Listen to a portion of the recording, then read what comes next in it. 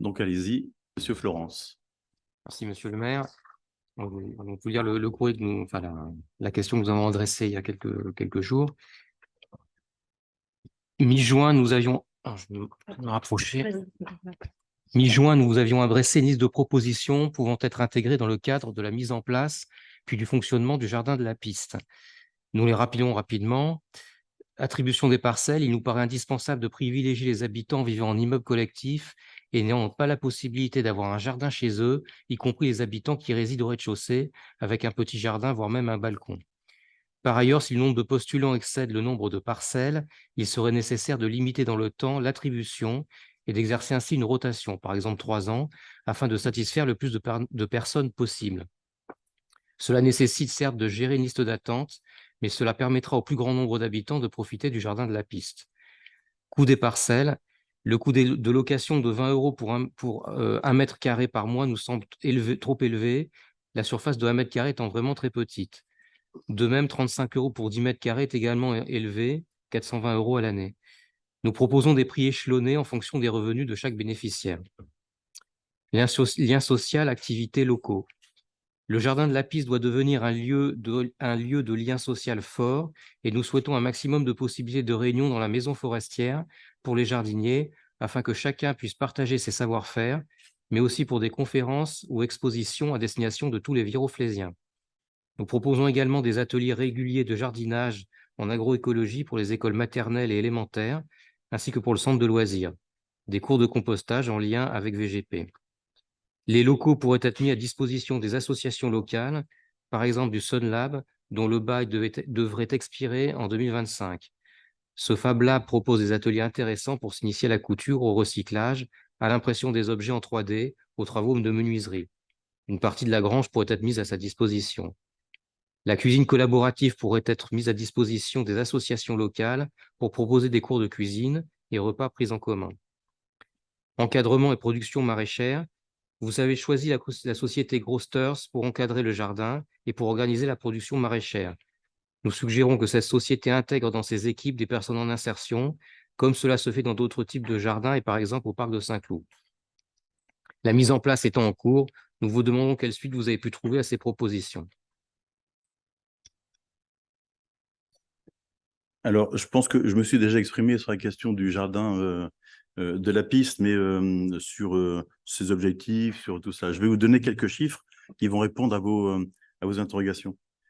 Les parcelles, il y a une 60aine de parcelles qui étaient prévues. Nous avons, à l'heure actuelle, 58 personnes qui ont réservé, qui soit ont pris l'abonnement, soit ont pris une réservation, soit encore payé la réservation en question. Donc 58, dont 90% habitent en immeuble. Donc ça je veux dire, ça répond à votre demande de privilégier les personnes habitant en immeuble collectif. Il y a pour l'instant quelques personnes qui ont manifesté aussi leur intérêt, mais sans encore franchir le pas. S'il y avait besoin donc de faire de nouvelles parcelles, il y a des espaces disponibles. Ça nécessite parfois d'adapter un peu les clôtures ou en fait la végétation qui est un peu autour pour que ces parcelles puissent être ensoleillées suffisamment pour permettre de faire pousser les plantes de façon satisfaisante. Donc là, il n'y a pas trop de soucis pour une éventuelle liste d'attente. La question de la rotation, le contrat qui lie Grooster aux locataires ou les locataires à Grooster prévoit qu'il s'agit d'une location d'1 an, reconductible éventuellement, et qui permettra justement en fait, à chacun de se positionner, éventuellement de dire bien à un moment donné, il faut peut-être aussi laisser la place à d'autres s'il y a besoin. Sachant que, très clairement, on a lancé la mise en œuvre de ce jardin. D'abord, je rappelle qu'on l'a acheté, on a acheté la maison et le lieu. Ce n'était pas prévu du tout dans nos programmes d'investissement. Je rappelle, 850 000 € quand même dépensés par la ville pour acquérir ce lieu. Je ne le regarde pas, hein, pas du tout. Mais néanmoins, on ne peut pas dire que. Donc, on lance l'opération. C'est un projet qui certainement sera amené à évoluer dans le temps. On voit la façon dont ce projet dont les Virofésiens s'emparent de ce projet, et on continuera en fait à suivre ce qui pourra se faire, et clairement, il y aura des évolutions dans les mois ou les années à venir. Et je ne dis pas que ce sera toujours Grouster qui gérera, peut-être qu'à un moment donné, on passera à un autre mode de gestion, et pour l'instant, on a préféré déléguer à un privé qui connaît le sujet cette question-là. La question du coût de location, effectivement, le fait que le coût paraît cher pour certains, je rappelle que, on a quand même 58 personnes qui ont souscrit à une parcelle, donc ça veut dire qu'il y a quand même un certain public, dont du public, la plupart en habitant en immeuble. Il se trouve que on ne peut pas comparer ce coût de location à des coûts de location de jardin partagés autres, parce que je rappelle que la plupart des locations qui sont faites sont des locations avec accompagnement.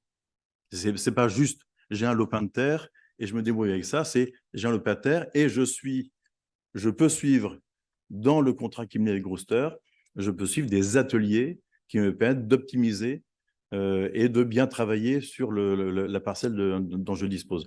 Et il y a déjà eu des ateliers qui se sont déroulés ces dernières semaines, je crois que c'était samedi que ça se passait, et je pense savoir que les participants étaient particulièrement intéressés et contents en fait, des ateliers qui sont passés. Donc, ça n'est pas juste un terrain nu, c'est un terrain plus de l'accompagnement, voire du conseil, en fait, si les personnes le souhaitent. Donc, voilà. Donc,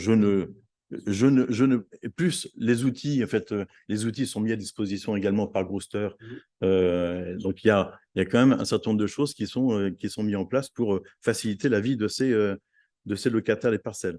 Donc, alors, je n'envisage pas de faire des prix échelonnés en fonction des revenus de chaque bénéficiaire. Sur la question des locaux, là aussi, en fait, c'est les locaux de la maison elle-même. Hein. La maison elle-même nécessite certainement un certain nombre de travaux à réaliser dedans. Pour l'instant, les ateliers peuvent se passer en extérieur ou à l'intérieur dans l'existant. Là aussi, en fait, nous regardons ce qui est envisageable. Évidemment, les questions d'ateliers, c'est tout à fait adapté pour y faire des ateliers. Mais, je le dis tel que je le pense, il s'agit d'ateliers qui n'ont pas un accès privatisé aux salles de cette maison. Je dis ça pourquoi ? Parce que lorsqu'on a un animateur d'atelier qui a du matériel en nombre non négligeable, enfin en volume, en poids important, je pense notamment au Fab Lab, qui a des imprimantes 3D, un certain nombre de choses. Je ne pense pas que ce soit le lieu. Donc, en fait, les salles qui sont là seront des salles qui tourneront selon les ateliers que nous envisagerons d'y mettre, qui seront variés, mais sans avoir à poste du matériel laissé par les intervenants de ces ateliers. Voilà. Et je pense que vous comprendrez la raison. Ce n'est pas une grande maison non plus. Et donc, on ne peut pas mobiliser une ou plusieurs pièces. Et je rappelle que l'étage n'est pas un étage accessible, c'est pas un ERP. Donc, en fait, on ne peut utiliser que les 4 salles du rez-de-chaussée, dont la cuisine, hein, qui, elle, est grande. Voilà. Donc, et là, on continue à travailler sur le sujet, en fait, le sujet de cette maison, du sujet de la cuisine qui peut accueillir des ateliers collaboratifs ou ce genre de choses. Donc là clairement, je le rappelle, on observe.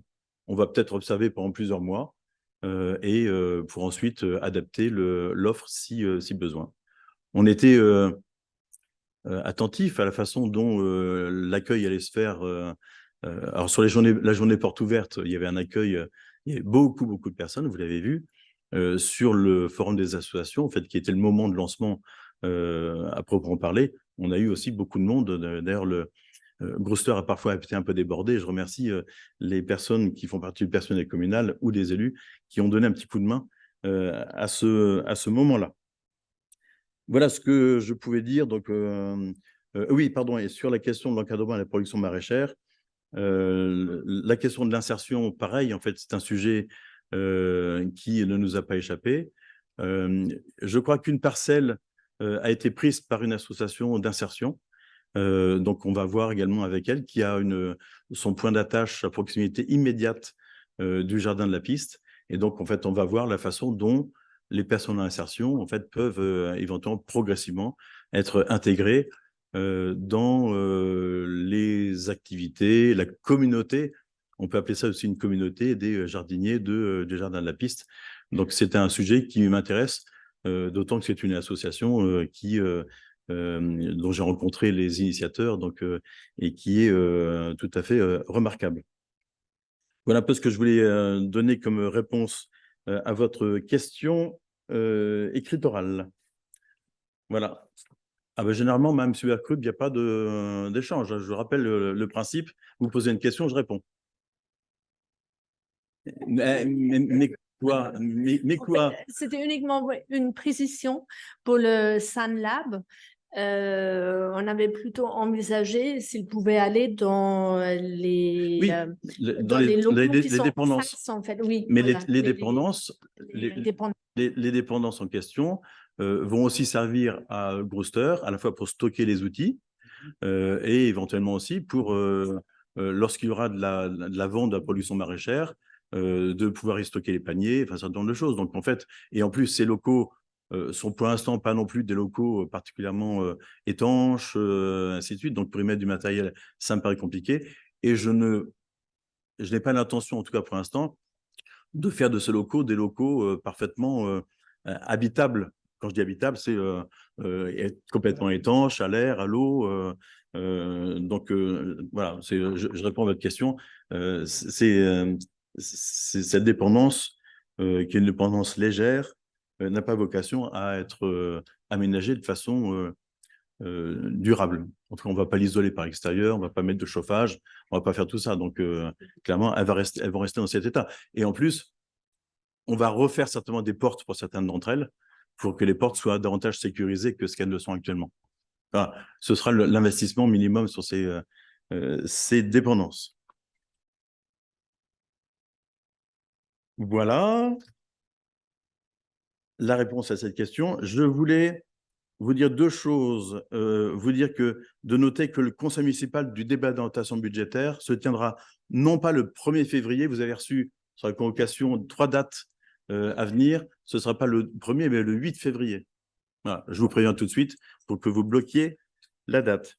Par ailleurs, puisque nous étions sur les questions écrites, je voulais compléter la question écrite que vous m'aviez faite, Mme Supercrub, la dernière fois,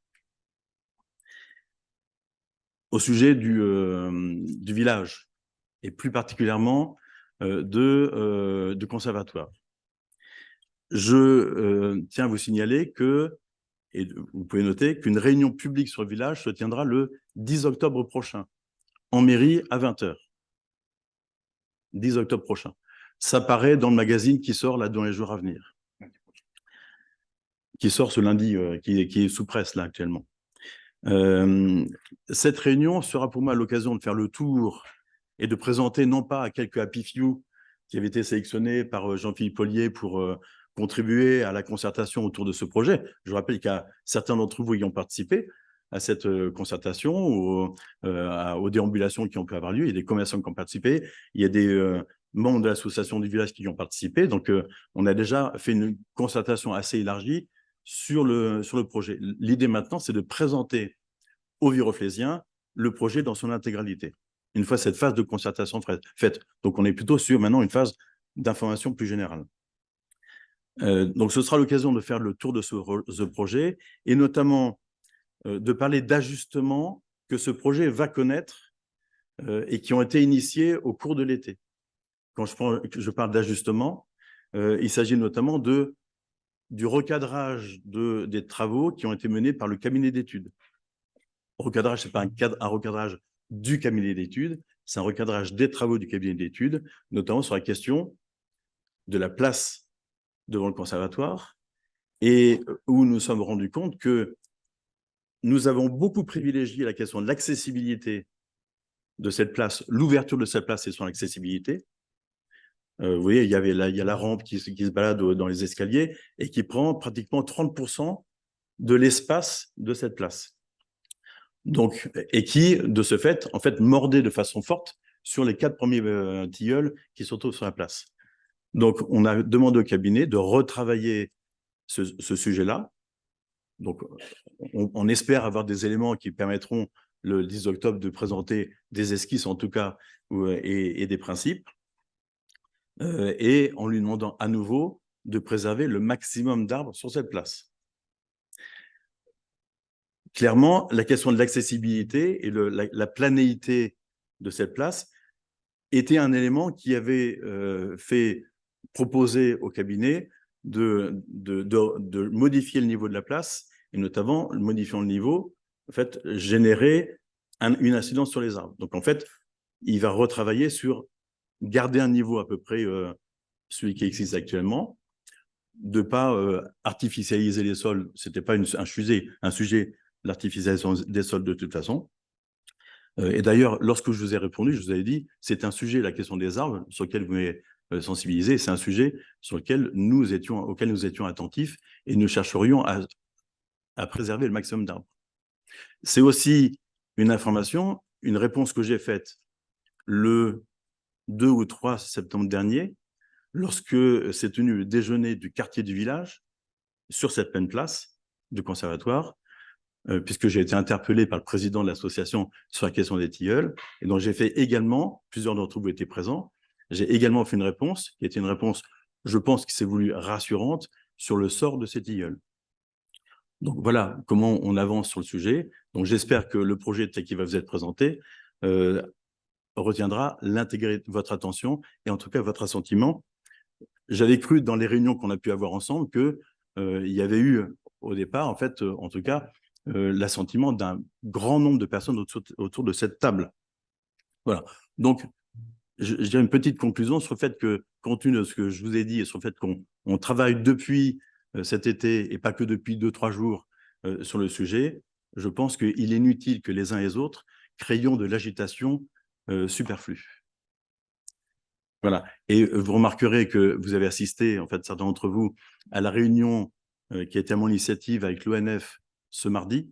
Et donc, la question de la gestion des arbres, que ce soit en ville ou dans la forêt, c'est un sujet qui m'intéresse au plus haut point. Ça fait partie de mes préoccupations et je ne suis pas le seul. Et donc, vous allez en avoir la preuve dans les semaines qui viennent.